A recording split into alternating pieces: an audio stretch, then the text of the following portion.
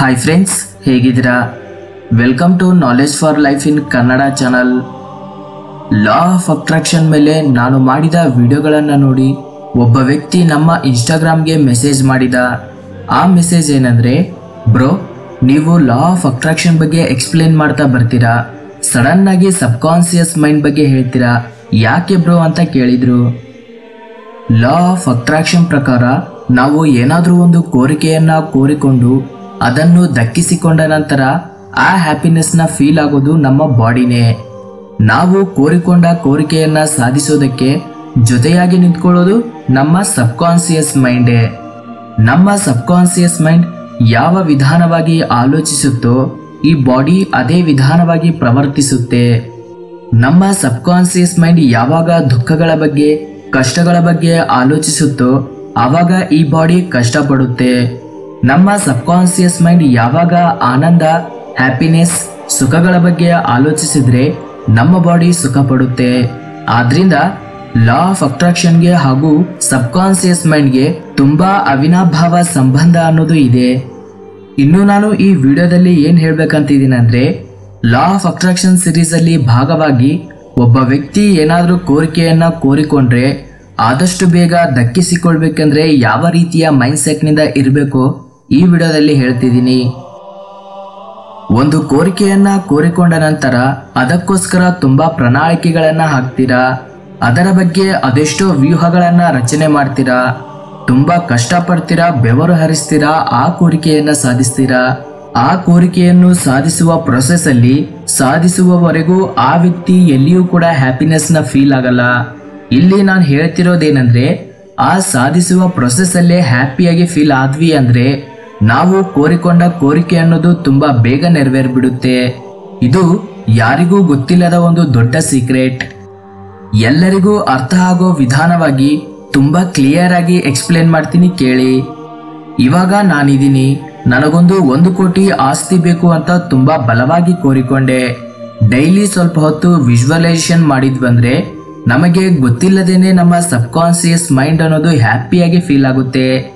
ಯಾಕಂದ್ರೆ ಇವಾಗ ವಿಜುವಲೈಸೇಷನ್ ಅಲ್ಲಿ ಏನ್ ಮಾಡ್ತೀವಿ, ನಮಗೆ 1 ಕೋಟಿ ಬಂದ ನಂತರ ನಾನು ಹೇಗಿರ್ತೀನಿ ಅಂತ ಆ ಪಿಕ್ಚರ್ನ ನಮ್ಮ ಸಬ್ಕಾನ್ಸಿಯಸ್ ಮೈಂಡ್ಗೆ ಕಳಿಸ್ಬೇಕು.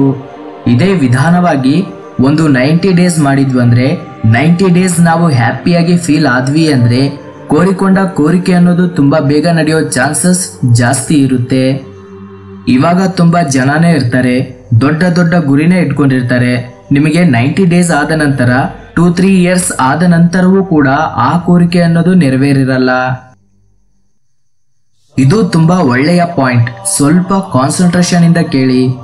ಯಾರಾದ್ರೂ ಒಬ್ಬ ವ್ಯಕ್ತಿ ನಮ್ಮ ಹತ್ರ ಬಂದು ಬೇರೊಬ್ಬ ವ್ಯಕ್ತಿಯ ಬಗ್ಗೆ ಕೆಲವು ವಿಷಯಗಳನ್ನ ಹೇಳ್ತಿರುವಾಗ ನಾವು ತುಂಬಾ ಇಂಟ್ರೆಸ್ಟ್ ನಿಂದ ಕೇಳ್ತೀವಿ. ಆ ಕೇಳ್ತಿರುವಷ್ಟು ಸಮಯ ನಾವು ಕೆಲವು ಪಿಕ್ಚರ್ಸ್ ರೂಪದಲ್ಲಿ ಊಹಿಸಿಕೊಳ್ತಾ ಇರ್ತೀವಿ.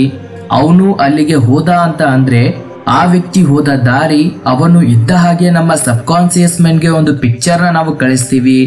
ಇದೇ ವಿಧಾನವಾಗಿ ಆ ವ್ಯಕ್ತಿ ಹೇಳ್ತಿರುವಷ್ಟು ಸಮಯ ನಾವು ನಮ್ಮ ಸಬ್ಕಾನ್ಸಿಯಸ್ ಮೈಂಡ್ಗೆ ಪಿಕ್ಚರ್ಸ್ ನ ಕಳಿಸ್ತಾನೆ ಇರ್ತೀವಿ. ಕಳಿಸ್ತಿರುವಾಗ ನಾವು ಕೋರಿಕೊಂಡ ಗುರಿ ಏನಿದೆಯೋ ಆ ಗುರಿಯ ಬಗ್ಗೆ ಜಾಸ್ತಿ ಫೋಕಸ್ ಮಾಡ್ತಿದೀವ, ಇಲ್ಲಾಂದ್ರೆ ಆ ರೀತಿಯ ವಿಷಯಗಳ ಬಗ್ಗೆ ಜಾಸ್ತಿ ಫೋಕಸ್ ಮಾಡ್ತಿದೀವ ಅನ್ನೋದು ಇಂಪಾರ್ಟೆಂಟ್ ಆಗುತ್ತೆ. ಯಾವ್ದನ್ನ ನಾವು ಜಾಸ್ತಿ ಫೋಕಸ್ ಮಾಡ್ತಿರ್ತೀವೋ ಅದು ಆದಷ್ಟು ಬೇಗ ನೆರವೇರುತ್ತೆ. ನಮಗೆ ಯಾರು ಯಾವ ವಿಷಯಗಳನ್ನು ಹೇಳಿದ್ರು ಕೂಡ ಅದನ್ನು ಮಾತಿನ ರೂಪದಲ್ಲಿ ನಮ್ಮ ಸಬ್ಕಾನ್ಸಿಯಸ್ ಮೈಂಡ್ ತಗೊಳ್ಳೋದಿಲ್ಲ. ನಿರಂತರವಾಗಿ ಅದನ್ನು ಒಂದು ಪಿಕ್ಚರ್ ರೂಪದಲ್ಲಿ ಬದಲಾಯಿಸಿ ತಗೊಳ್ತಿರುತ್ತೆ. ಆದ್ರಿಂದ ಈ ರೀತಿಯ ರೂಮರ್ಸ್ ಆಗಬಹುದು, ಏನಾದ್ರೂ ಕೆಲಸಕ್ಕೆ ಬಾರದ ಮಾತುಗಳು ಆಗಿರಬಹುದು, ಇವೆಲ್ಲವನ್ನು ಬಿಟ್ಬಿಡಿ. ಬಿಟ್ಟಾಗ ನಿಮಗೆ ಟೈಮ್ ಸೇವ್ ಆಗುತ್ತೆ. ಆ ಸೇವ್ ಆದ ಟೈಮಲ್ಲಿ ನಿಮ್ಮ ಗುರಿಯ ಮೇಲೆ ನೀವು ಫೋಕಸ್ ಮಾಡಿ. ನೀವು ಫೋಕಸ್ ಮಾಡಿದಷ್ಟು ಸಮಯ ನನಗೆ 1 ಕೋಟಿ ಬಂದ ನಂತರ ಹೀಗಿರ್ತೀನಿ ಹಾಗಿರ್ತೀನಿ ಅಂತ ಆಲೋಚಿಸಿದಾಗೆಲ್ಲ ನಿಮ್ಮ ಸಬ್ಕಾನ್ಸಿಯಸ್ ಮೈಂಡ್ಗೆ ಕೆಲವು ಪಿಕ್ಚರ್ಸ್ ಹೋಗ್ತಿರ್ತವೆ. ಕೆಲವು ಜನ ಎಷ್ಟು ಫೋಕಸ್ ಮಾಡಿದ್ರು, ಎಷ್ಟು ಹಾರ್ಡ್ ವರ್ಕ್ ಮಾಡಿದ್ರು ಅವರು ಕೋರಿಕೊಂಡಿದ್ದನ್ನ ಸಾಧಿಸೋಕಾಗ್ತಿರಲ್ಲ. ಇವರಿಗೆ ಯಾಕೆ ಹಾಗೆ ಆಗ್ತಿರುತ್ತಂದ್ರೆ, ಇವರು ಪೂರ್ವದಲ್ಲಿ ಮಾಡಿದ ಕರ್ಮ ಫಲಿತವನ್ನ ಅನುಭವಿಸಬೇಕಾಗಿರೋದ್ರಿಂದ ಇವರು ಕಷ್ಟಗಳ ಪಾಲಾಗ್ತಿರ್ತಾರೆ. ಈ ಕರ್ಮ ಫಲಿತವನ್ನ ಯಾವಾಗ ಅನುಭವಿಸ್ತಾನೋ ಅದಾದ ನಂತರ ಕರ್ಮ ವಿಮುಕ್ತಿಯಾಗುತ್ತೆ. ವಿಮುಕ್ತಿಯಾದ ನಂತರವೇ ಇವನು ಕೋರಿಕೊಂಡ ಕೋರಿಕೆ ಅನ್ನೋದು ತೀರಿಸ್ಕೋಬಹುದು. ಅಲ್ಲಿಯವರೆಗೂ ಕೋರಿಕೆ ಅನ್ನೋದು ಕೋರಿಕೆಯಾಗಿ ಉಳಿಯುತ್ತೆ. ಕರ್ಮ ಸಿದ್ಧಾಂತದ ಬಗ್ಗೆ ಒಂದು ಬೆಸ್ಟ್ ಎಕ್ಸಾಂಪಲ್ ಹೇಳ್ತೀನಿ. ಇದೊಂದು ಸಣ್ಣ ಎಕ್ಸಾಂಪಲ್, ಆದ್ರೆ ಇದರಲ್ಲಿ ಡೆತ್ ಅಲ್ಲಿ ಮೆಸೇಜ್ ಬರುತ್ತೆ. ಮಹಾಭಾರತದ ಬಗ್ಗೆ ಎಲ್ಲರಿಗೂ ಗೊತ್ತು. ಅದರಲ್ಲಿ ಕುರುಕ್ಷೇತ್ರ ಯುದ್ಧದ ಬಗ್ಗೆ ಇನ್ನೂ ಚೆನ್ನಾಗಿ ಗೊತ್ತು.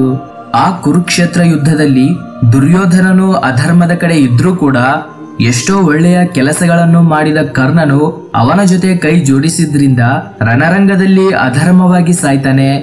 ಇಲ್ಲಿ ಸಮಾಜದಲ್ಲಿಯೂ ಕೂಡ ಒಬ್ಬ ವ್ಯಕ್ತಿ ಇನ್ನೊಬ್ಬ ವ್ಯಕ್ತಿನ ದ್ವೇಷಿಸ್ತಿದಾನಂದ್ರೆ ದ್ವೇಷಿಸುವವನ ಫ್ರೆಂಡ್ಸ್ ಕೂಡ ಆ ವ್ಯಕ್ತಿಯನ್ನ ದ್ವೇಷಿಸ್ತಿರ್ತಾರೆ.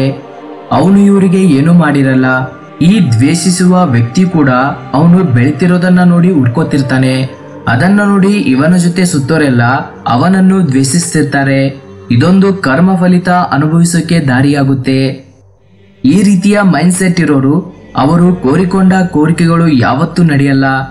ನಾವು ನಮ್ಮ ಅಂತರಂಗದಲ್ಲಿ ಆಗ್ಲಿ ಬಾಹ್ಯವಾಗಿ ಆಗ್ಲಿ ಯಾವಾಗ ಹ್ಯಾಪಿಯಾಗಿ ಇರ್ತೀವೋ ಆವಾಗ್ಲೇ ನಾವು ಕೋರಿಕೊಂಡ ಕೋರಿಕೆಗಳು ನೆರವೇರ್ತವೆ.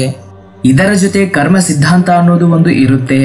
ಆದ್ರಿಂದ ಯಾರಿಗೂ ಹಾನಿ ಮಾಡದೆ ನಮ್ಮ ಗುರಿಯ ಮೇಲೆ ನಾವು ದೃಷ್ಟಿ ಇಟ್ಟು ಅದಕ್ಕೋಸ್ಕರ ನಿರಂತರ ತಪ್ಪಿಸ್ತಾ ಇದ್ರೆ ನಾವು ಕೋರಿಕೊಂಡ ಕೋರಿಕೆಗಳನ್ನೋದು ತುಂಬಾ ಬೇಗನೆ ನೆರವೇರ್ತವೆ.